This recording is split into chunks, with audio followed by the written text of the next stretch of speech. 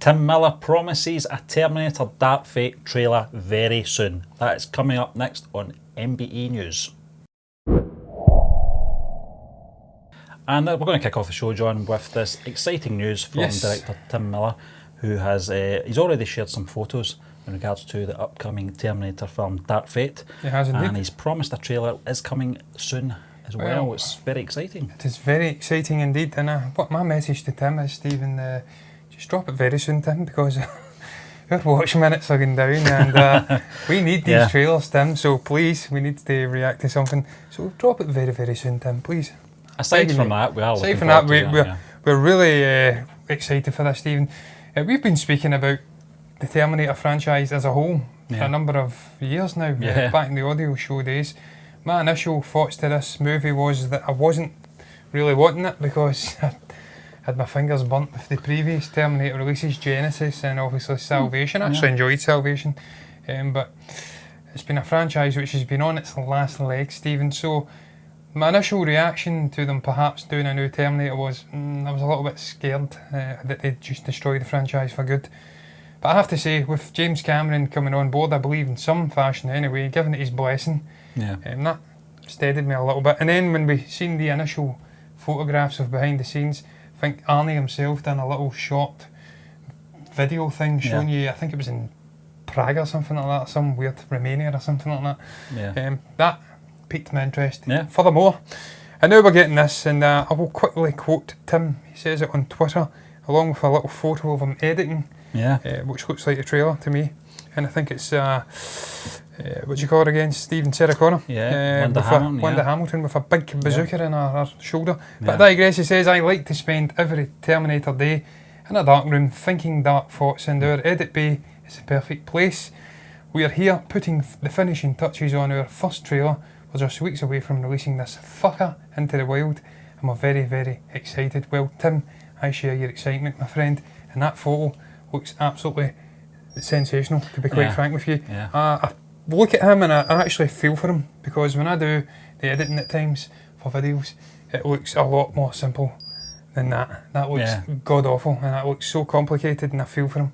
But I'm sure he'll get it right. There's something He's about a great director. Yeah, there's something about Linda Hamilton, you know, as well, the way she just looks great there, doesn't she? She looks just badass, as they say, John. And I'm looking forward to it. I think not because James Cameron's gave it his blessing. He did the same with Genesis as well. He said, you know.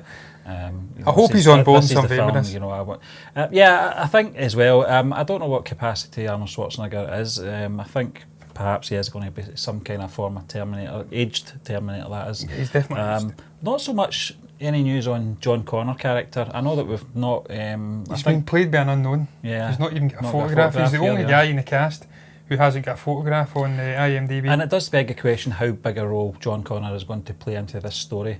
But nevertheless, Linda Hamilton's back. That's one of the sort of key sort of news that came, you know, when this film was announced, that I was very pleased about. Arnold Schwarzenegger, I wasn't sure if he'd come back, but it's interesting to see the likes of Mackenzie Davis in there. You've got Gabriel Luna. I take it he must be playing some form of Terminator as well, whether or not that's a T-1000 style. I would hope it would. Certainly from that posed shot as well, it looks very much the similar pose that Robert Patrick. It does, Stephen. You're absolutely right. You know, the way kind that of opinion on that. So it's going to. I can't do it either. It's no neck, but and also I think the actress, his name's Natalie Reyes as well. We've got Brett Azar in there as well. But listen, this 1st of November, so we've not got long to wait. We haven't got long to wait at all. It would make sense for a trailer to drop maybe in the next 3 to 4 weeks, I would say. Yeah, Stephen, I'm looking at the cast just now. Natalie Reyes does ring a bell. I can't recall where from, but certainly Mackenzie Davis. I know her, she's a very good actress. Just seeing Arnold back in some vein, and it's not butchered, would be enough for me. It does say that Brett Azar is playing a T-800, so certainly he is playing, and Gabriel Luna is just down as Terminator. So we don't know. We've got the Terminator and T-800. T-800, So we've got multiple Terminators in there. There's nothing known about the plot as of yet, but certainly looking at it, it doesn't look like it's going to be set in the post-apocalyptic sort of a world, No. which we'd seen. I know this is taking place after the events of Terminator 2. It's totally discarding, I believe, Terminator 3. So I think they're starting anew. And I don't know if you says it on the actual show, or was it prior to the show, that it may be like the Men in Black movie. It was prior to the show, John. Prior to the show, where it's perhaps set in the same universe, but they're maybe doing something slightly different with it. I don't know.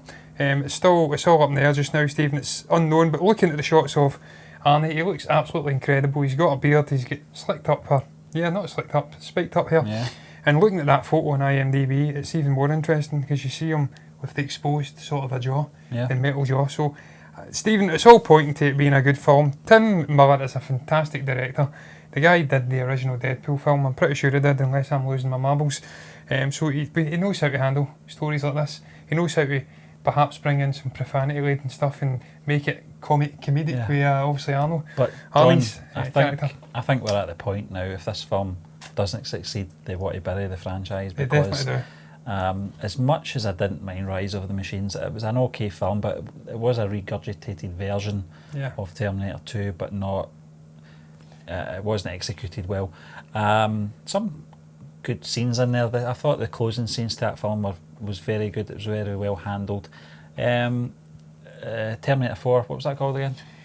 Salvation, the one with Christian Bale. I thought that was a great film. Was okay. I think the thing about that was that Arnold Schwarzenegger is synonymous with the franchise, and the only version of you got him in that was that CG version, which is aged terribly now. And Sam Worthington was in it. Yeah, he was in everything at that time. Anton Yelchin was playing young Kyle Reese as well. So it was an okay film. It was shot well. I think it was McG, whatever you call him, was the director for that film. I thought it was shot well. Very grainy. One of the best parts of that film, Stephen, was indeed the cinematography, the way that it utilised sort of a 360 pan shots.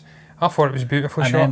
Then we got Genesis with Jason Clarke playing John Connor, but he was a cyborg as well. I was like, Amelia Clarke as well. Amelia Clarke was okay in it. She played the Sarah Connor character, and she was fine. She's an okay actress. She's not anything groundbreaking or anything like that. It was interesting to see the old Arnie fight the young Arnie. I thought that was quite groundbreaking for the digital effects and that, but the story itself lacked its previous films, John. And this is why they're doing this. Yeah, and I think scrubbing the future ones and starting from a good base. As I said, if this is going to succeed, then fine, they might carry on the franchise, because I think there was talk about they were going to do a trilogy of Terminator Genesis films. I think they jumped the gun there, and they should have waited to see how the audiences reacted to the first film before they were talking about sequels. They're doing this the right way, they're not saying either way. I don't think that there's going to be follow-ups. We'll see how this film performs and take it from there. I think that's the best thing to do.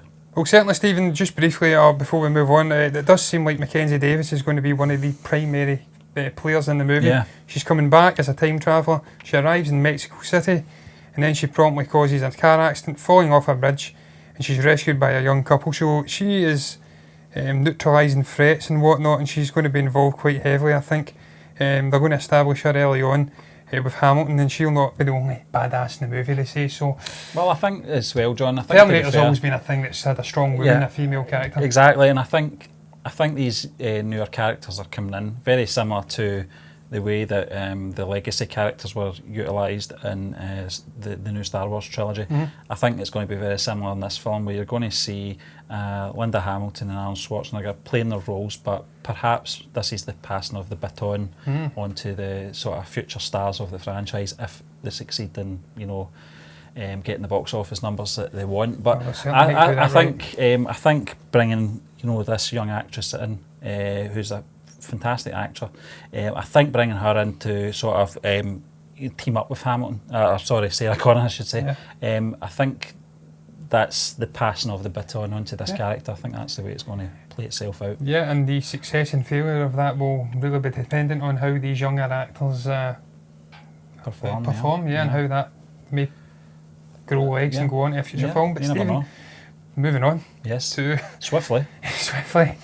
To the failure and success of franchises. This is going to be a brief little rundown of a Screen Rant article. It's very quiet just now. So we're trying to do something different here, and it's Yeah. about the five failed attempts and cinematic universes, and 5 that could succeed in that. Stephen, we'll briefly get through this and give our thoughts. The Dark Universe, Failed. saying that's a failed, Yeah. and I agree. I watched that Yeah. god-awful Mummy movie Yeah. from a couple of years ago. It was terrible, absolutely terrible. Tom Cruise did his best to save it. Actually, one of the best things in the film, incidentally. Yeah. But he couldn't save it. It was god-awful, not good-awful. That wouldn't make much sense. No. Him and Russell Crowe as a sort of a subplot playing, I think, Jekyll and Hyde. It was an absolute failure from Universal. They set it up there, a photograph of all the actors who could be playing big part roles in this I think that's where they interconnected failed. cinematic universe. They get ahead of themselves, Yeah. and this dramatically failed, and then it just killed the universe as a result. Did you Yeah. see The Mummy? I didn't know. Lucky you. I still have fond memories of the Brendan Fraser one, actually. I think that was That was a good film. a better received movie. Not so much the sequels, but that original movie was great. This one, Scorpion King. I wasn't really that interested, to be honest with you.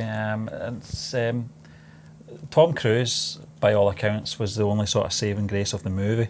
But when you're setting up this universe before you've even got the first film, you know, It's all out very there, easy.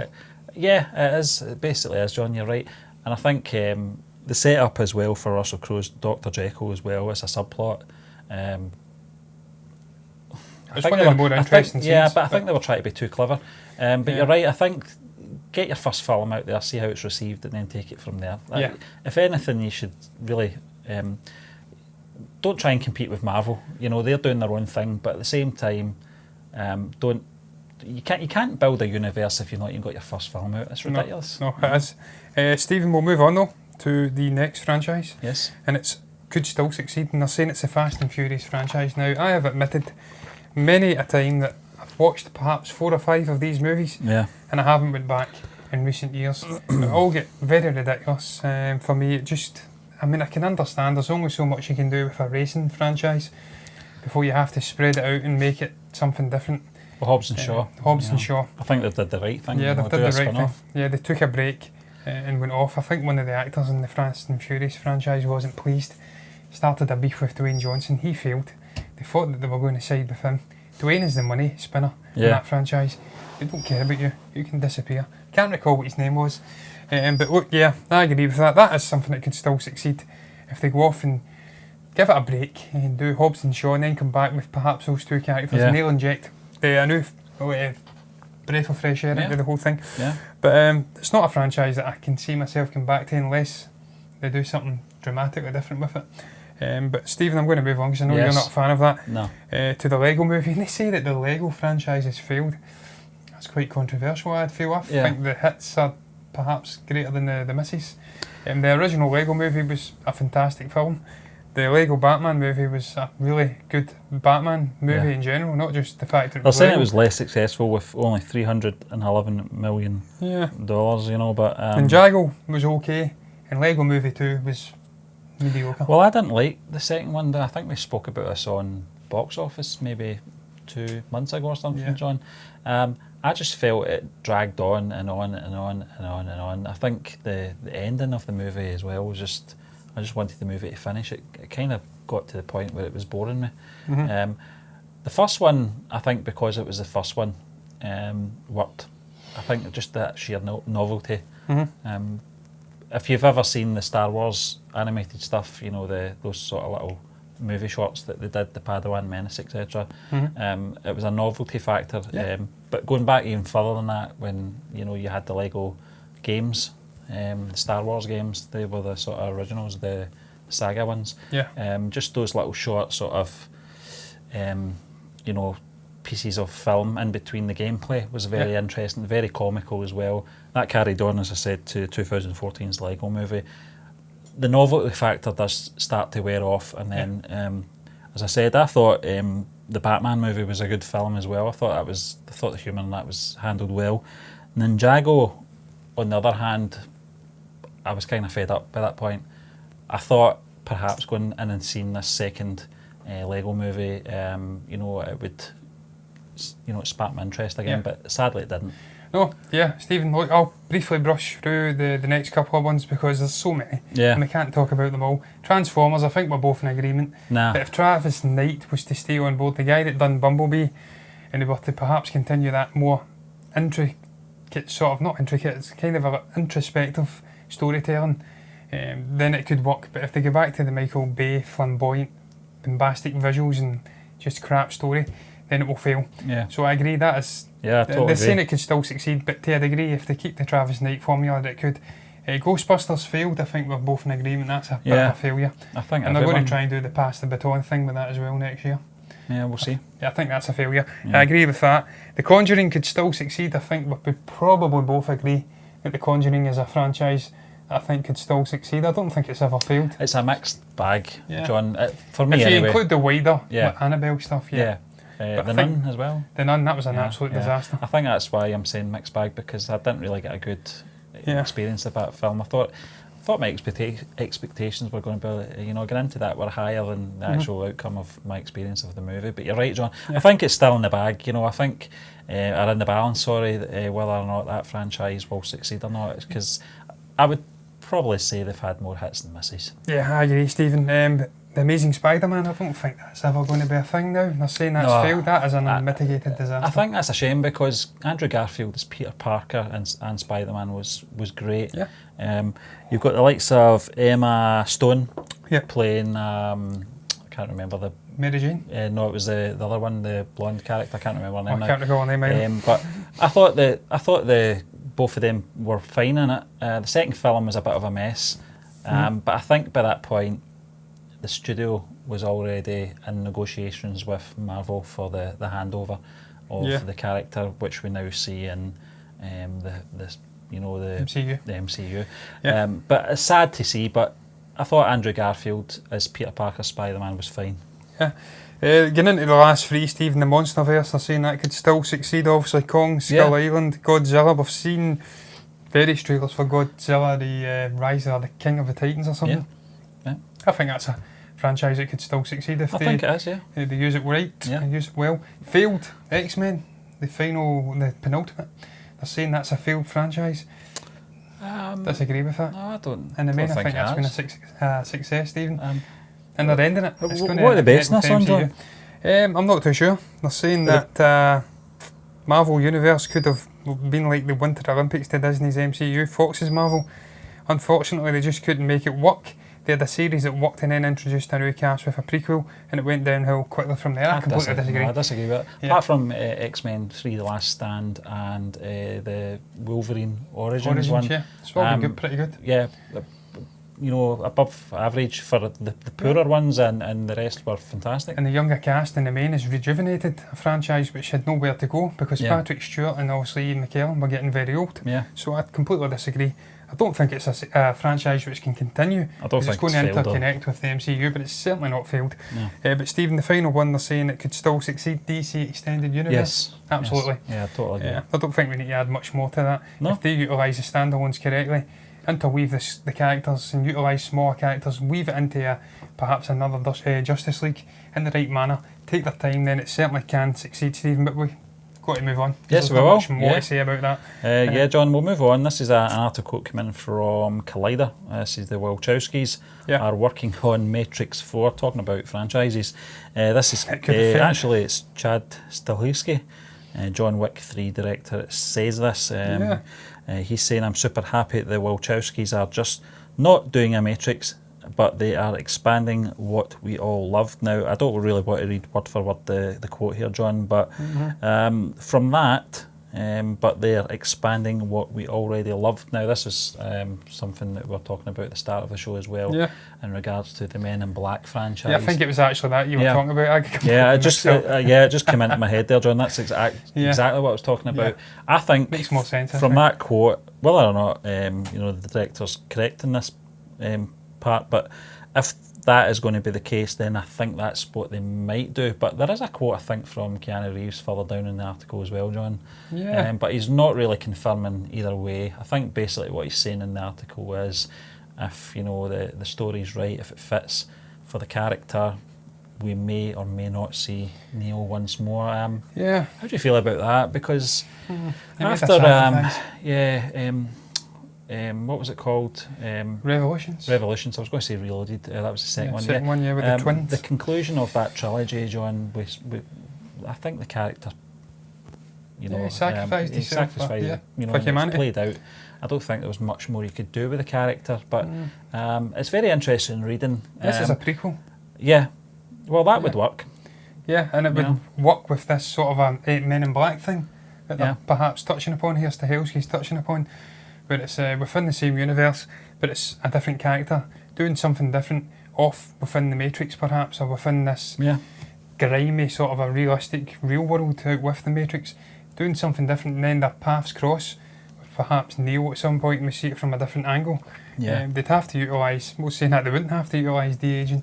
Not with him, Keanu Reeves doesn't age. He's immortal. Guy's been around since the 1600s, if you believe some people. For one do. But Stephen, what do you feel about this as a whole? Do you think this is something that could work? Absolutely I do, if they utilise it correctly. And the way to do it is the way they're perhaps thinking here. Don't go and touch the trilogy, the Matrix trilogy. It's done, it's finished. At the beginning, a middle and an end. I was disappointed with the end, personally. I really enjoyed the Matrix film, it was revolutionary. Second one, nowhere near as good, but I still got enjoyment out of it. Final film in that trilogy, just... No. It's a disaster. Don't touch that trilogy. Do what they're doing. Go off and do a parallel story set somewhere else in the universe, and maybe have some tie-ins. Maybe be a prequel. Maybe it could be a flashback where they're recalling when they met with Neo, and then they're doing something different.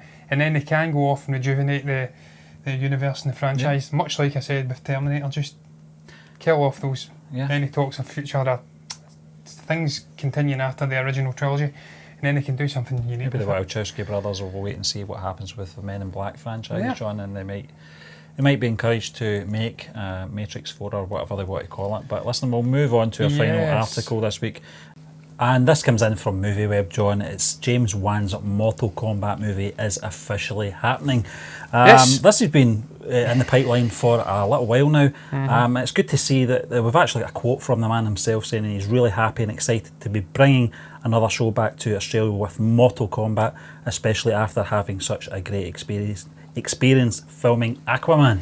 Yes, Stephen, I think this is just, again, Warner Brothers that are involved in this, obviously through James Wan. They have recently released the Detective Pikachu movie, and they realised with the good word of mouth in the lead up to that movie and the success that it seems to be getting in the early stages of its box office stint. I think it's opened up #1 here in the United Kingdom. It's actually toppled Endgame, or at least for the first few days of its release anyway.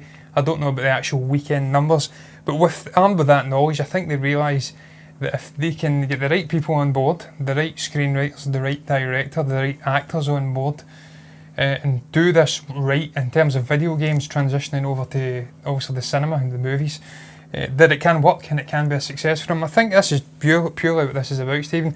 Just the fact that James Wan's involved, he's passionate enough to put his name forward and want to produce this, and just the fact that they have had success with obviously Detective Pikachu as well. It's arming them with confidence, and hopefully this will be a certain sort of a renaissance era for video games, obviously being adapted for screenplays and obviously the movies, because they've been an absolute unmitigated disaster. I think you're right, John, in regards to the Pikachu Pokemon, as it's Pokemon franchise, being such an early success of a movie, and that's transition from, as you said, the video games to the cinema has been well received, and this is the time to do it. Strike while it's hot, and he's the right man for the job as well. Fantastic director, John, and it made me go back. Actually, I remember when the video game came out, there was a lot of controversy regarding the violence involved. It was very early. I think it was 1993 or something like that. I recall it very well.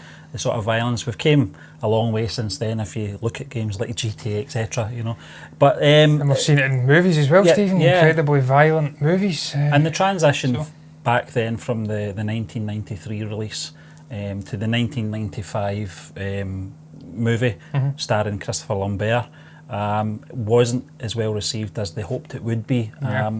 Very similar to the Street Fighter movie as well. Yeah. Very successful game, although I did prefer Mortal Kombat as an arcade game. The Street Fighter actual movie with Jean-Claude Van Damme and Kylie Minogue, strangely. Raul Julia. Just, I think that film was a better film than the Mortal Kombat film, but the actual video game Mortal Kombat was a better game than the Street Fighter 2. But this is great news. Yeah. I think this, as I said, is the time to strike while they've got a successful transitional video game to cinema, a cinema release. Yeah, Stephen, and they're saying that there's no real firm news about obviously casting as of yet. This is a movie that's just got a script. We're seeing, I think James Wan saying that he's really happy and excited to be bringing another show. I don't know what he means by that. They said it's a movie. Yeah. Back to Australia with Mortal Kombat, especially after having such a great experience filming Aquaman. That's all we really know at this moment. But they're saying that there is one report suggesting that Joel Edgerton may be eyed for the role of Kano. I never actually played the games themselves, Stephen, so I don't actually know who the Kano character is. But I have to say, looking at the myriad of different characters, I think we're up to like Mortal Kombat 11 now in the gaming sort of a thing. So I didn't know that. There is a lot of characters. So you've got the likes of, obviously the first ones that come to mind are Sub-Zero. I recall him from the actual 90s movie. Katana, Scorpion, Shao Kahn, Raiden, Johnny Cage. There's so many cool looking characters here. Liu Kang, And if you can bring these together in a cohesive manner, perhaps do like a sort of a Game of Death, was it, the last Bruce Lee movie, but not that horrendous one, the one where he was going up different levels and facing off. Yeah, what his intentions for the film were, If you could do something like that, where you've got this villainous character up the top of this massive fortress or something, and they have to start and work their way through all these different battles, something like that, a script like that, not so cerebrally sort of a challenging, just a nice, easy, oozy sort of a slick, choreographic, John Wick style, violent, incredibly violent, sort of a fighting movie. I'd be well on board for it. Well, they've got the characters for it, John. They're very colourful and James Wan, as you did say, Stephen, is a guy who knows how to do this sort of stuff. He's transitioned, if I can speak, from obviously the Conjuring franchise into Aquaman. I thought that was a brilliant little film. Not so little though, but it was brilliant.